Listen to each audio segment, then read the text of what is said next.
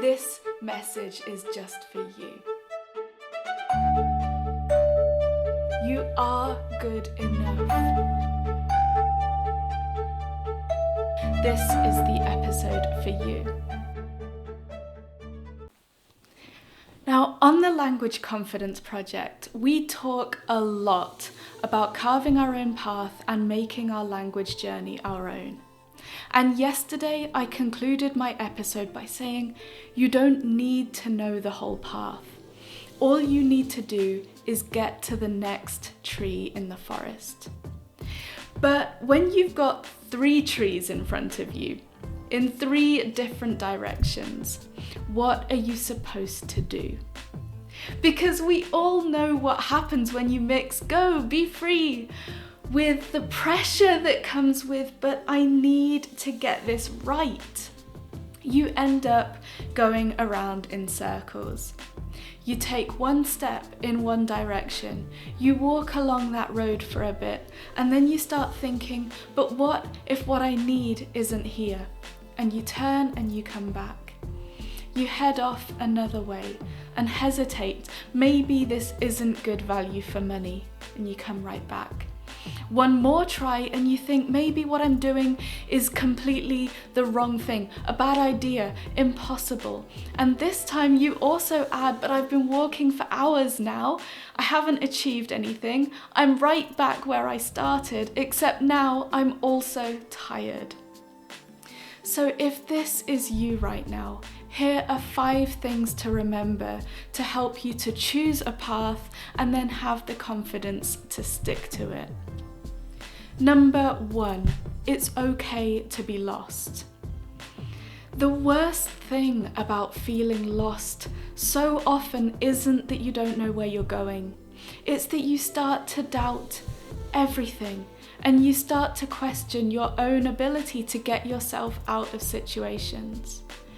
But look at the stakes in language learning. They're lower than you're probably telling yourself they are.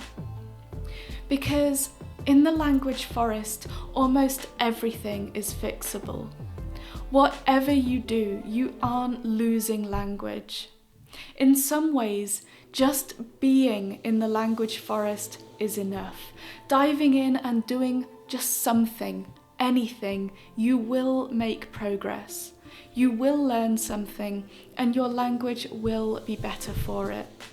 So if you really don't know what to do next, it's okay. It's okay to play for a bit, and it's okay to just be in the language until things start to make sense again. Number 2, pick your main quest. Now, I know that I just said that in language learning, you can do pretty much anything and make progress in the thing you just did. But if you're trying to achieve something specific with your language, you probably don't want to make vague and unspecified progress in the long term. You want to make predictable progress towards your actual goals. Which brings us to a really important question. What is your ultimate quest? You need to know what you're actually trying to do in your language and then reverse engineer your path from there.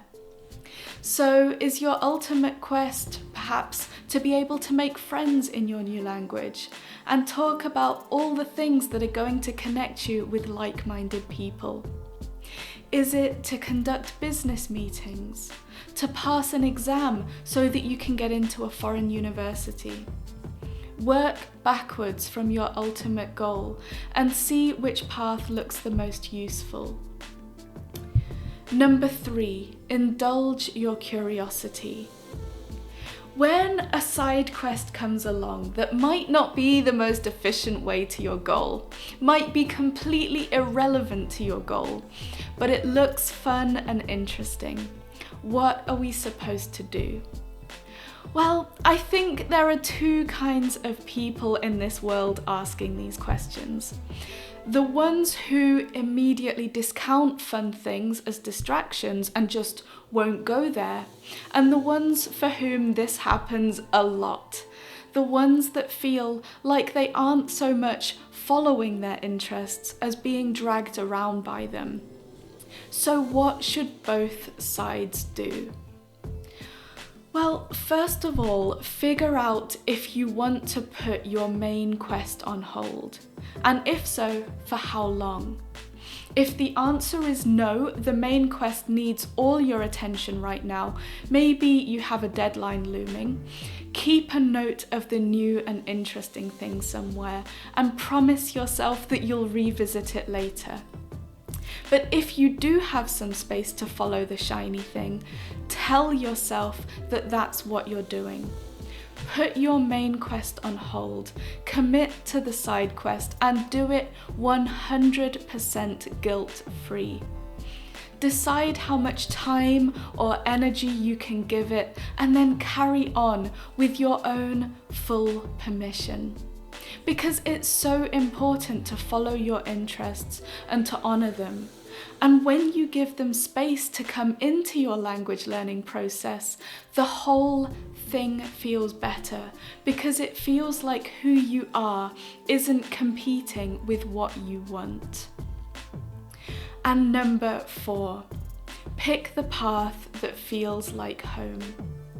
If you aren't sure what you're doing and all the paths look a bit daunting, pick the path that has the most things that feel comfortable and familiar. And that applies even if you've never learned a language before. Remember, you don't start language learning from nothing. You bring so much with you from everything that you are and everything that you've done before, and all of those things will help you to map this out. So look at what feels manageable with where you are and what you've got right now and go there. You don't need to jump into the hardest or the scariest things in pursuit of growth. And number 5, ask people. And by ask people, I don't just mean read online reviews. Ask people who you trust, but most of all, who seem to see the world a bit like you. Ask them what works for them or what they think might work specifically for you. Reach out to language learning communities around you or online and find where there is space for you somewhere. Where people are doing what will work for you, are asking the questions that you are asking. You really don't need to do this alone. You won't feel lost forever, I promise you. Bit by bit, things will fall into place and the dots will start connecting. Just keep working at it, keep going, and know that the rewards are coming. Have a wonderful day, good luck, and I will see you tomorrow.